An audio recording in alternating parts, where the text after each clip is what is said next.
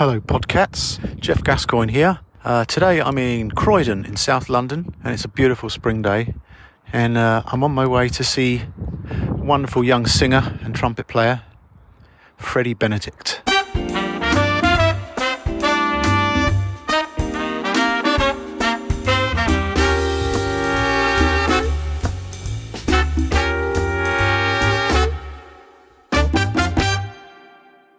The Quartet Jazz Standards podcast is brought to you by the Quartet app for iOS, taking your jazz play along to another level.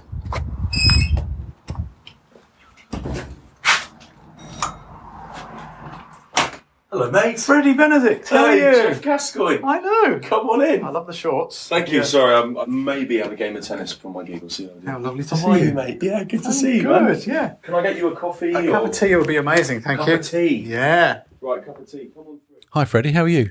I'm very well, Geoff. Thank you very much for having me. Well, thank you for inviting me around to your lovely house. Yeah. So we're in South London in Croydon. Have you always lived here? This is where you grew up? Yeah, I moved here when I was 12. So I'm originally from Wandsworth, southwest London, but I went to school here and moved here for the school. And yeah, it's very nice that my mum has given me the dining room today. So Fantastic. And you studied. I read some of were you a choral singer? Is that how you got started in music? That's right. Yeah. So when I was 8 years old, I joined a local church choir in South London, which kind of got me into just general singing and the idea of being a community and being as one, which was lovely. Yeah, that kind of spiraled into taking part in lots of fun music activities at school. I went to school in Croydon. I went to a brilliant place called Trinity School, which has a excellent music department, not to be confused with Trinity Laban in Greenwich. Slightly different, but yeah, I had a fantastic time there, and I did lots of choral music. And then towards the end of my time, started taking a bit more of an interest in jazz. And So you were always reading music, like you did read music from quite an early age. I got a music scholarship at my school, kind of based on potential more than anything else, but I actually couldn't read any music. I happened to have like a decent ear, but I really couldn't read anything. And at the time, I remember my parents turned around to the head of music, David Swinson, and my dad in particular was really worried because he said, "Oh, my kid doesn't read music. Is this going to be a problem, in terms of choral singing?" And he said, "No. All the guys that come in, all the young lads that are 10 and 11, it's kind of highly unusual if they do have any reading skills before coming. But rest assured, Mr. Benedict, I'll make sure your kid can read music in 3 years." And that's exactly what happened. Wow. So it took me sort of 3.5 years of, I want to say grueling training, but it wasn't, because it was an absolute pleasure. But just lots of sight singing and reading and identifying chords and lots of aural training. Yeah, it was a great skill to have, and I'm very thankful that I'm able to sort of use that in my work nowadays. Because you play trumpet as well. When did that start? Trumpet I started at primary school, actually, when I was about 4 or 5. Obviously, I started on a cornet because my hands and arms were too small. Yeah. I actually couldn't play on a trumpet. Did you enjoy the trumpet though at that age? I did, yeah. I had a fantastic teacher, really, really nice guy who I'm still in touch with actually to this very day, who does a lot of West End shows, a lovely guy called Toby Coles. Right. And he was my teacher at primary school. And that's when it all started, sort of 24, 5 years ago. And you just kept the trumpet going all the way through your schooling, did you? Or did you stop at any point? Pretty much, no. I carried on, primary school and secondary school. Then I stopped it for a little bit just because I went to uni for my undergrad, and I didn't study music for my undergrad, although I kept it up. Didn't practice as much. And then sort of in my early 20s. Trumpet is a thing you need to keep up, don't you? You can't just let it go, can you? It's really difficult. Yeah, the embouchure and technique and everything, and as they call it, your chops. You got to make sure your chops are intact. But I think it complements my singing beautifully, both in terms of how I improvise, how I approach any song or any standard. Yeah. I think the two go hand in hand. Do you always play trumpet on your gig? If you have your own gigs, you play trumpet as well, do you? Yeah, especially with my originals gigs. I think I had this fear in my early 20s and for a few years of worrying about playing trumpet on gigs, simply because there are so many brilliant trumpet players who are far better than me. So, oh, come on. So I thought I kind of had a few years of just not really wanting to play it because I got a bit nervous on gigs, but now I've kind of got beyond that, and it's just the joy of playing it that's kind of all that matters. Was that a technical thing, do you think, because you didn't feel like you had enough technique, or what was that? Yeah, I think it was technique and rustiness and just kind of. Because I mean, you look at someone like Chet Baker. I mean, he plays a lot of the time, especially in his later life. He would play very simple, wouldn't he? He played simple stuff, but very lyrical and beautiful stuff. And that's kind of what I try and incorporate in my playing. You're the new Chet Baker. Well, I try to be. You're 29? I've just turned 29. Yeah, 29. Yeah. Wow. I'll be 30 next year. I think that's still young. I think it is young. That's about young. That's half my age. Half my age. Wow. That's amazing. Yeah. No, 30 next year. You studied, didn't you? You went. Where did you go to college? For my undergrad, I went to King's College London and studied Spanish and Portuguese, but did lots of music on the side. Wow. So I did lots of choral singing. I was in big bands. I was sang in an a cappella group for a year and travelled around the world with that, which was fun. And I kind of realised halfway through my uni degree that I think music was sort of the way to go. But you love languages, obviously. I loved languages. Yeah. And I actually spoke to my music department at school. I had a real conundrum about it, and I didn't know what to do. And I spoke to one of the music teachers who was happened to be the BBC Young Musician of the Year in 2002. Right. She was a prolific oboist called Liz Cooling, Miss Cooling. Now Mrs. Regan. And I was having a bit of a dilemma, and I said, I think I should try and straddle between both. Do you think that's the right idea? Should I do a language degree and keep up the music, or shall I just go straight into music? And she said, no, I think keep both your options open. Yeah. And as did my other music teacher, the head of music there. Yeah. He said the same thing. And I think with hindsight, it was definitely the right decision. It was only really in my second or third year at King's London that I kind of realised that the degree was not really what I wanted to do, and I kind of wasn't into academia that much and really wanted to go in just to the playing side of things. Right. But obviously, having done a Portuguese degree, and I'm lucky in that I now speak Portuguese, that has been a fantastic thing in terms of getting into Brazilian music and learning all that Jobim repertoire and all of that. Yeah. But I went to Guildhall. You went to Guildhall on a jazz degree. On a jazz degree, right. Yeah. So I did 2 years there. It was ended up being about 2.5 because of the pandemic. But yeah, it was great fun. I really enjoyed it.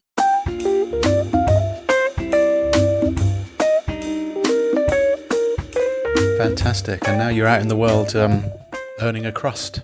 How's that going? That's the plan. Yeah. So far, so good. You know, keeping the wolf from the door. You're working a lot.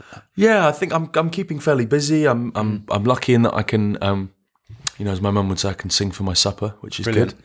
And I saw somewhere that you do ADR as well. You do sort of voiceovers and things like that. Yes, that's right. How did that happen? So my parents are in the film business. My late father was an actor. My mum trained as an actress, and together, and they met later on in life, and together they formed a post-production company which effectively finds talent for background voices in film and TV. And it's the final layer of sound. It's a very niche field. ADR, for those who don't know, stands for automated dialogue replacement. And I basically got into lip syncing. You see something you're lip syncing on someone. Yeah, I mean, else. It can be lip syncing. It can be a little bit more general than that. It could just be that you see a group of people in the background of a scene where they're not important, and you're just making up a little bit of dialogue, improvising, kind of like I do in jazz. Yeah, that's why I quite like doing both of those things, because can you give us an example of that? It's tricky. I mean, it just depends. I could so like say you're in a restaurant, for example, and there are the main characters talking, and in the back, let's say there are two, two guys talking in a cafe. You'll be like, I don't know, did you see the result of the weekend? Yeah, the Reds didn't do very well today. Yeah, 2-1. Yeah, I was a bit gutted about that. What do you want, mate? You want another coffee? It's just literally random stuff like that. Yeah. Which they just ask you to improvise. And they just ask you. It's a bit like Whose Line Is It Anyway? That UK-US show where they just get you to go and improvise dialogue. Here, we're in this scene, but then it might be that we're in a different country. So sometimes I can use my language skills or my accents and impressions, because one of the kind of side hustle things I do is that I do accents and I imitate people for fun. Can you give us an example of that? I'm just trying to think of which political leader I can do without triggering anybody. I think the one that comes to mind, I started during COVID. I started doing impressions and set up an Insta page, and Right. I was actually doing Boris Johnson and doing stuff like that. And then, of course, if we go into the orange croissant guy, Mr. Trump is a very unpopular person at the moment, that kind of thing. I love jazz. I love Blue Bossa. Beautiful. I know Mr. Blue Bossa very well. Very good friend of mine. Beautiful person. Yeah, that kind of thing. Do you have a home studio set up? You record voiceovers at home, or do you always go into studios? Usually I tend to go into studios, and we're quite lucky. There are lots of the kind of world of post-production and ADRs all in Soho. So with kind of, they call it the sort of golden mile. Yeah. There's like a radius of all these different post-production places. Yeah. So I go there, and it was only during COVID where they found a way of doing remote recording through a software called CleanFeed. Yeah. And I was able to record from home for 2 years during the pandemic. Fantastic. You run your own band, do you? You make you hustle for your own gigs, and you write your own music. That's right. Yeah. Yeah. So one of the things to have come out of COVID was a difficult time for everybody, and one of the things that got me through my challenging period was starting to write music and write lyrics, and that came to me a little bit later than my fellow peers, and I started getting into it, and it's been a long process, but I'm actually happy to announce that I started recording my first 7 tracks a couple of years ago. I've just shot some music videos for 3 of the songs, which is really exciting. Right. I've got another 3 songs to record in the studio, and then I'm going to have my first album. So the plan is Great. Hopefully before, or maybe around my 30th birthday, I can mark it with a nice. That's a great milestone. Isn't it? Album, hopefully, that people will enjoy and actually get to know the real me, because, as you sort of mentioned there, I do hustle like everyone has to hustle for gigs, and I'm able to play in lots of nice places, and that's great because that's Freddie Benedict performing songs from the Great American Songbook or standards, I should say. A kind of crooner. The kind of croonery vibe, exactly. Yeah. The sort of poor man's Michael Bublé, or whatever it is that you want to call me. And then now I kind of want to get into this world where people actually get to know the real Freddie Benedict in terms of what he brings to the table with his own music. And I think that will be a really interesting step for me in my career. And I think that's kind of the next thing that I want to hit, and hopefully something comes of it. We will have to wait and see. Yeah. And is that stylistically in the sort of realm of jazz, or is that because it's original music? Have you got any kind of influences that you could see in that or hear in that music? Yeah, I mean, it's. I would definitely say it kind of hits that contemporary jazz bracket, just in terms of the kind of jazz pop crossover. So I think there's a little bit of everything for everyone, which is nice. I think what's been good about the original gigs that I've done is that everyone has kind of left the venue liking at least 1 or 2 songs because it's their taste. So I have a couple of tunes that are fairly straight ahead. I got some kind of Brazilian tunes, Brazilian themed tunes, Brazilian-esque. I also have some more kind of R&B, neo-soul, groove tunes, Great. which I'm really into. Can't wait to hear this. Yeah. So it's kind of, I don't know, it's got a bit of, someone told me that it was kind of smatterings of Stevie Wonder with the vocal prowess of Kurt Elling mixed with Michael McDonald harmonies. Whoa. So that was a really nice thing to hear. Amazing. So I kind of, I thought, I'll do that. Yeah, take that. Except I don't quite sound like Michael McDonald, back, it will come back to you. Yeah, it's not quite. Just got to do the beard. You got to get. Forget it, I'm not in love anymore. Yeah, it's all that. Not quite like that.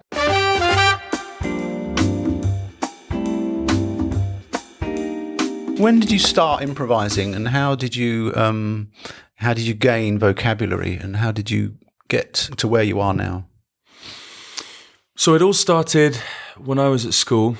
I was 15, 16. I had a fantastic teacher called Michael L. Roberts, who I owe such an awful lot to. He's a top guy from Wales, and he still is a jazz musician in his own right. And when I started getting into jazz, age 15 or 16, I learned it was Kurt Elling's rendition of Nature Boy that got me into jazz. That was the first. I was 15 or 16, I think. Yeah, I absolutely loved it. Obsessed with it. Well, I started just by trying to increase my repertoire of standards. So I got the iReal book without the lyrics, and my homework every week was I'd have to write out the lyrics of a standard, and then I'd have to learn it off book, so that for the next lesson we'd have something So it wasn't then. notated. You were just talking about lyrics and just learning tunes by ear.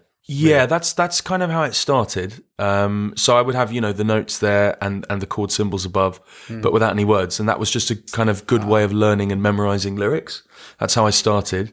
And then in terms of improvisation, we'd start with, which actually I ended up doing in a lot of detail at Guildhall with Gareth Lecraine, who is another legend in his own lunchtime. We did a fantastic thing where we'd go through all the guide tones. So I'd start with just all the bass. So I would sing all of the bass notes. So I kind of, not in a particularly advanced way, age 16, but later in my kind of early 20s, I kind of tried to channel my inner Bobby McFerrin. So I would then end up doing things like playing to iReal backing tracks without the bass part. So it would just be piano and drums. And then I'd just sing the bass, I'd just scat the bass notes. And then eventually, once I knew the scales within each chord progression, I would then start to expand on all of that and have more, let's just say, interesting vocab. Yeah. So building your way up the triads, I guess, and just using different notes and trying to link them. Of course, that's much more difficult for a vocalist, isn't it? Because you can't just press a key. Or did you find that difficult? Or I guess from your choral training, you had good ear and oral skills, did you? Yeah, I definitely think the choral skills came in handy.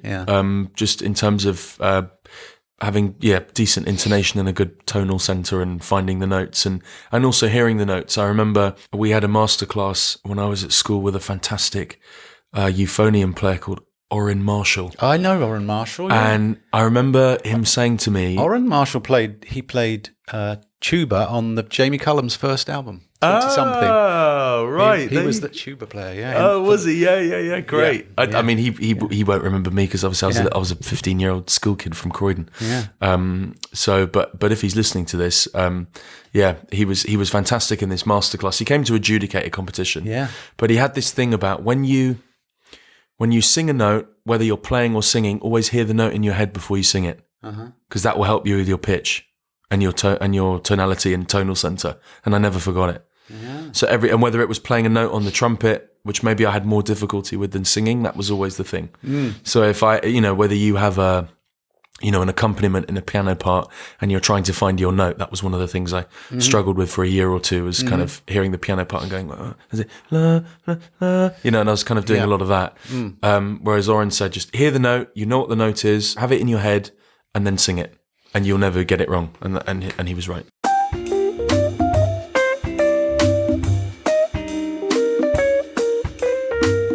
Now it brings us nicely on to the quartet apps. An upgrade on the iReal. Which is a massive upgrade on you. So we're about to, maybe by the time this comes out, volumes 3 and 4 are coming out. Amazing. So there's another 200 standards, the next two. So in total, that'll be 500 standards available in Quartet 1, 2, 3 and 4. There's a new playlist feature, so you can, inside any of them, you can see all 500, search them by keywords, by composer, by performer, so on, by instrument. You're aware of the quartet apps? I am, yeah. I only started getting into them recently, to be honest, but I was like, wow, these sound way better. Yeah. It's like an actual live band. It really is. And you all sound killing. I was like, I need to use these way more often. Yeah. Okay, Quartet, way to go. So Quartet is the way to go. So what we're going to do, you're going to pick a tune, a standard, and then maybe you can demonstrate some of those improvising techniques. I'll get you to sing 2 choruses, if that's okay. Which standard have you picked for today? I've picked, because of my love of the lusophone world and all things Brazilian, I'm picking One Note Samba, otherwise known as Samba de uma nota só. Oh, by Jobim. Okay. So you're going to sing it. Jobim. You're going to sing in Portuguese. I can do, yeah. Yeah. Okay. Yeah. So we're technically not actually using the tune. So if you bear that in mind, we can you can get around it. I'm just going to play the beginning. So it starts with the last 8.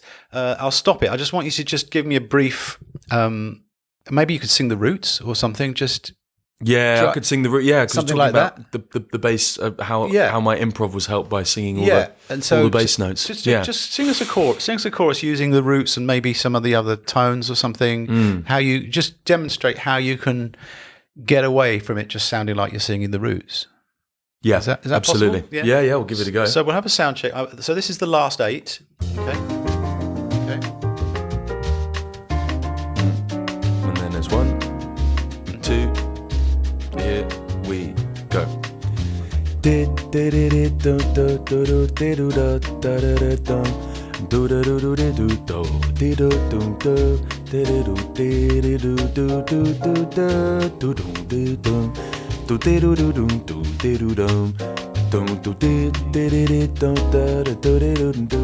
That's how I sing the bass notes.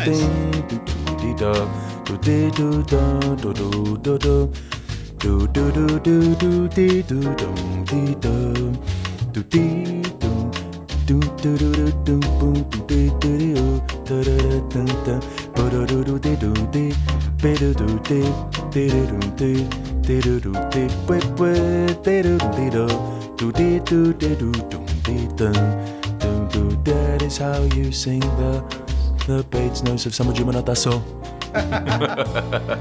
Something like that. No, that's great. That's really great. Yeah.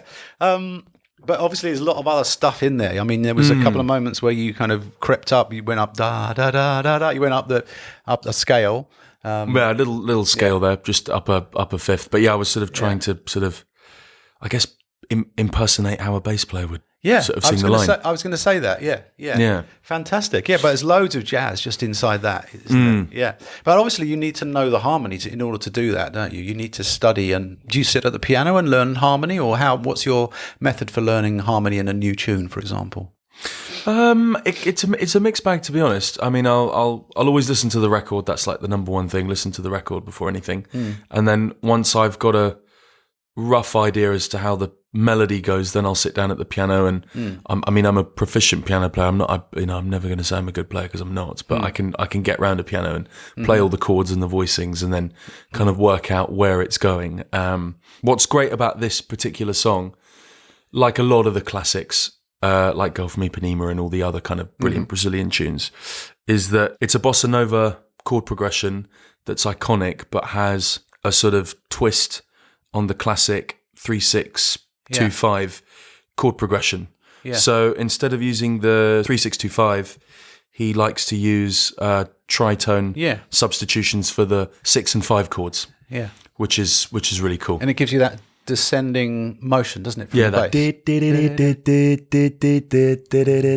That's great. That's a really cool. It's really nice. Yeah, really nice thing to listen to, and nice thing to sort of get into. But of course, you can. You don't have to sing that. When you're singing extensions, you can actually refer to the more traditional 2-5s, can't you? I guess when you're improvising. I love the fact that you've got that descending sequence, and yet you can have that articulated sort of dominant pedal on the F. You know, D D D D D D, and that F just fits beautifully underneath those brilliant. 4 chords. It's really cool. It's really nice. Really cool. Hence the title, One Note Samba, right? Yeah. Of course, yeah. Would you mind giving us another chorus, and this time, whatever you like? You don't need to sing words, but just something else. What you might do on a chorus of this tune. Sure, I can right? I can crank the level up a little bit. Yeah, just in terms of the difficulty level. Oh yes, if I can sort of up the ante a little bit. Absolutely, you can up the ante as much as you want to. As if I've had a couple of caipirinhas kind of level. Yeah, great. Okay. So this is one chorus with the last 8 as your introduction. Yeah. That's a beautiful Graham Harvey introduction. Has all of them on this. Here we go. Good old Graham.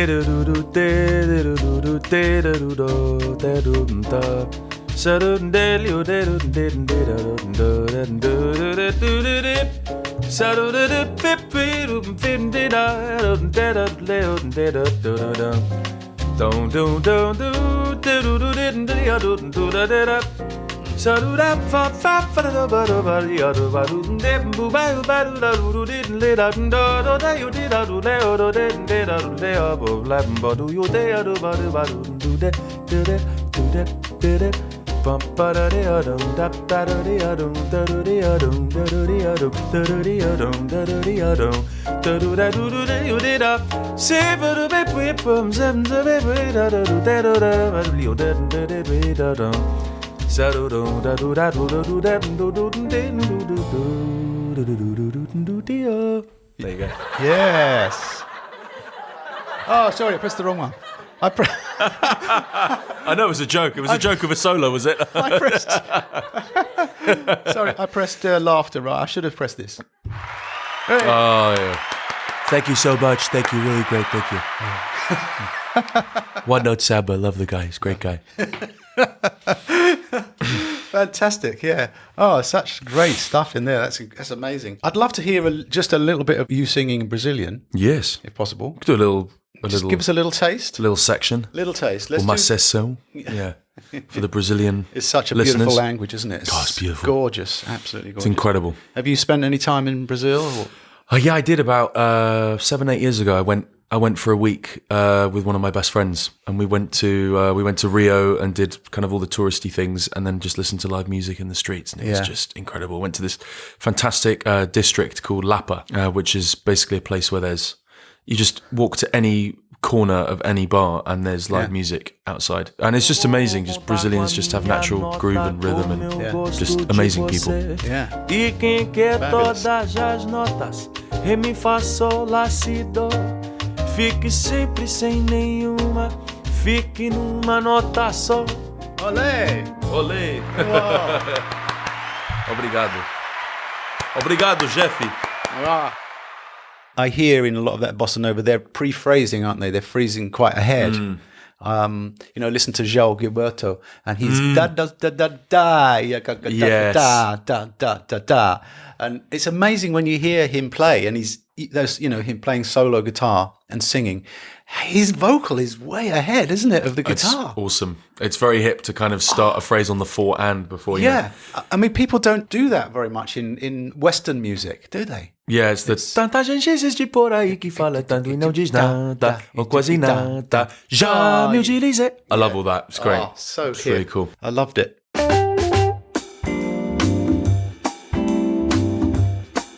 I've got some little quick-fire questions. Okay. To finish off. Yeah. What's your favourite album? I know that's a difficult question, but It is a difficult question, but for me, it would be Stevie Wonder, Songs in the Key of Life, oh, excellent. 1976. For me, I even have a T-shirt of that album. I love it so Wow. much. It's, for me, just a beautiful piece of art, It an really incredible is. work, and they call him the eighth wonder of the world for a reason. Yeah. And I saw him live in Hyde Park, and it was the most incredible thing I've ever seen. He did the whole album back to front. Aisha came out, from Isn't She Lovely? Life is Aisha. Yeah. His son came out, played drums. That was just an amazing. Wow. It just reaffirmed everything that I thought about Stevie Wonder. Wow. I think he's the greatest. Some of the kids nowadays refer to people as goats. I think Stevie's He the is. goat. He really is. He wrote something like 100 tunes for that album. Can you imagine? And there's another story of him going into one of the big studios in London, just locked in. They just left him there. He stayed there all night. Came out and he'd written 15 tunes overnight. Doesn't surprise me You at know? all. Doesn't surprise me at I'd all. love to hear those tunes, wouldn't you? Oh, incredible. Okay, second question. Who's your favourite musician, alive or dead, you'd love to play with? Oh, wow. Oh, my goodness. I guess I could whittle it down to a few people. There's I guess in the more sort of contemporary world, male musicians and vocalists that stand out for me, just in terms of what I love listening to growing up. Maybe possibly Stevie Wonder and maybe James Taylor, the slightly different singer-songwriter-y perspective. Yeah. I'd love to sing with any of them, but then maybe in the jazz world, because he's my vocal jazz hero, Kurt Elling. Yeah. I'd love to like absolutely rip into a piece of music with him, with a big band, and just have like a big scat fest or Have something. you met Kurt before? Yeah, a couple of times. I mean, not only just to sort of say hi and well done and great gig and blah blah. I mean, I'm actually going with my girlfriend in May to see him at Ronnie's. His Super Blue Funk project. Oh, yeah, killing. Charlie Hunter. With Charlie Hunter, yeah, which is always God. good. Managed to get some tickets for that, which is good. Amazing. But yeah, probably one of those three. Yeah. Hard to whittle it down, really. Okay, next question. What was the last concert you attended? Ooh. Okay, so there's one that's kind of I'll say one that was a small setting and one that was a large setting. The small setting was a couple of weeks ago. I got a couple of tickets. A family friend pulled out to see the Brazilian guitarist Plinio Fernandes. Wow. Who I know of is an absolutely amazing, incredible musician who did the works of a Brazilian composer called Heitor Villa-Lobos. Of course, I love Villa-Lobos. Yeah, I who's play a some of his amazing classical guitar music. Beautiful musician and composer. And Plinio is an amazing musician. You must check him out. I do. So I yeah, went to don't see know. him, and he was outstanding. Just him and his guitar, 1 hour, beautiful, very mellifluous. playing. And then I would say on the large scale, I went to the Hammersmith Apollo a couple of months ago. I went to see, I don't know how you would describe them, but they're called Hiatus Coyote. Yes. They're an Australian kind of psychedelic funk. Some people would call it psychedelic funk, some people would call it alternative, but it's got a lot of neo-soul vibes, featuring an amazing vocalist called Napalm. She goes by the name of Napalm, and they're an Aussie outfit from Melbourne. Those are the two I went to see. Really cool, very different, but great. Quite diverse, yeah. So it's great that you have very diverse and open-minded tastes. Yeah, I love that. That's fantastic. Yeah. What would you say is your musical weakness? Good question. What is my musical weakness? Maybe sometimes if I get so involved in listening to the music that my brain can be quite distracted because I'm just loving how everyone else is playing, and I go, oh my god, where are we in the song? What am I doing? How do I get back in? So maybe me being distracted, or just you forget what the changes are. You forget listening to the form. I forget listening to the form, not because I'm incapable, just because I'm loving what they're all doing on stage, and then I go, when am I coming in? So that's maybe my they used to call me Freddie and the Dreamers at school for that reason. Great. That's a good answer. That's probably my musical weakness is getting distracted by how brilliant my band is, and then or when I do functions and I just completely forget because I'm just in awe of these brilliant musicians I get to play with week in, week out. Do you ever get nervous on stage? Not as much as I used to, but I think everyone would be lying, even the great musicians would be lying if they didn't say that they had natural nervous energy. I think it depends on the nature of the gig. I think one that particularly came to mind, it's a I guess a little bit of a clang, but I was very fortunate enough last September. I performed at the BBC Proms. I saw that, yeah. To the music of Henry Mancini. Amazing. Amazing concert and programme, and great to work with Edwin Outwater, the conductor, and got to sing alongside some fantastic singers and fellow friends of mine. Yeah. But that was kind of nerve-wracking just because it was a huge hall and, playing in front of... It's such an occasion every time you play at the... Was that the first time you played at the Albert Hall? It wasn't. I actually... used to do a Christmas show with my old school choir called The Glory of Christmas. Right. And there was this hilarious conductor called Raymond Gubby is his name. And we used to just sing lots of Christmas carols and hymns and tunes. Yeah, so I did every year at the Albert Hall, every Christmas for 7 years, and then that BBC Proms gig. And that was lucky. I was blessed to go to a fantastic school that had lots of great music opportunities, and that was one of them. And we used to sort of get up, and when we did the 12 Days of Christmas, that was the fun song. And Raymond would split the hall up into 12 different sections. Wow. So you'd have like 5 gold rings and 6 geese are laying, so some people had to sort of pretend to lay eggs, and everyone sort of got up and had random... So he was the Jacob Collier of his time. A little bit, yeah. Exactly. Whoa. Yeah, exactly. Yeah. Fantastic. But I mean, it's always an occasion, isn't it, playing at the Albert Hall? It's every time I've played there quite a lot in my time, and every time it feels special because it's such a special place, isn't it? Yeah. So much history there. And I guess for me as well, I just never ever thought as a kid who loved music and thought I could maybe do it as a hobby. I never envisaged as that 11-year-old kid that walked through the footsteps of my school in Croydon ever thinking, I'm going to one day grace the stage of the Albert Hall with a full-blown orchestra and performing the music of Henry Mancini. I just, singing Moon River with his daughter. Yeah. I mean, let alone anything else. I just, Amazing. What a great experience, yeah.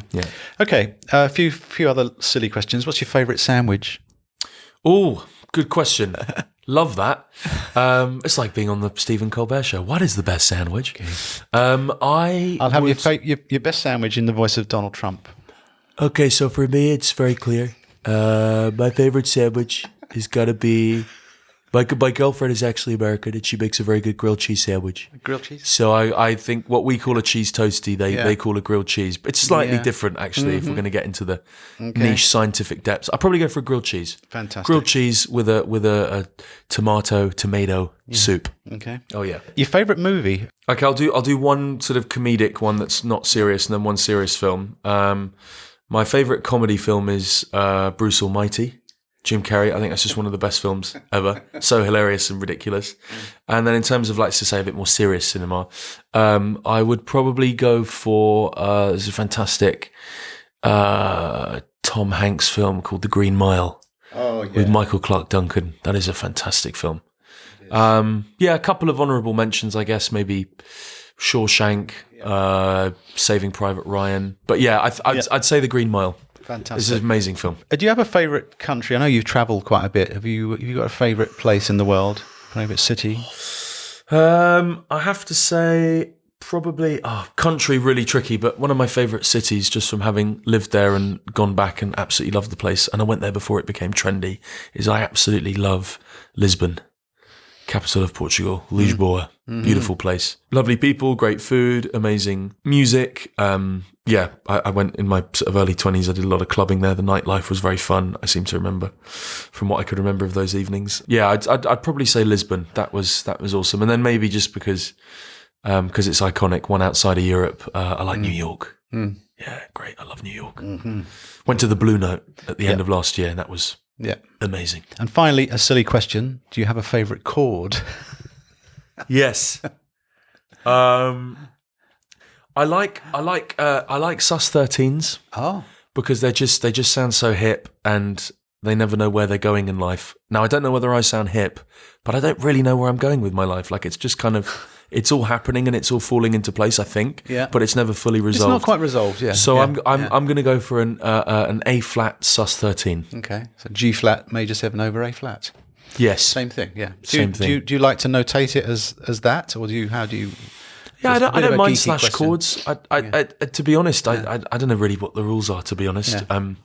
But I think just whatever feels right in the moment. I don't really think about slash chords or stuff. But yeah, I put it as, it just came out once when I put it down. I played it on the piano. I went, that sounds great. What is that? Yeah. I actually listened to it was a pop song by an R&B singer called Frank Ocean. Oh, yeah. And he did this amazing album called Channel Orange, and one of the songs is called Super Rich Kids, and I wanted to play it on piano, and the second chord of that is an A flat sus13, and I was like, that sounds really hip. And then I just stuck with that. So that's my favourite chord. That's a great answer. Yeah, A flat sus13. Wow. And on G flat major 7 over A flat. There you go.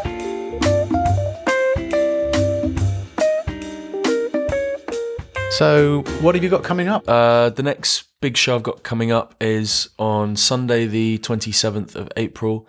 I'm doing my debut show under my own name at Ronnie Scott's. Got a lunchtime gig. Fantastic. Incredibly, we actually sold out 2 weeks ago. Wow. We sold the whole show out in less than 2 weeks. My mind is completely blown. I can't believe so many people wanted to get on the tickets so quickly. I've got a lot of disgruntled friends and family members that now can't come to the show. But that's my new project, my new gig, and I'm going to debut some new tunes. That's the plan. So I'm rehearsing with the guys in a few weeks, and then we're going to get it all done. How big is your band, and who's in your band? So we're a sextet. Primarily, so it's myself on vocals, trumpet, flugelhorn, and occasionally I use a loop pedal machine, sort of with my original music for the more modern tracks.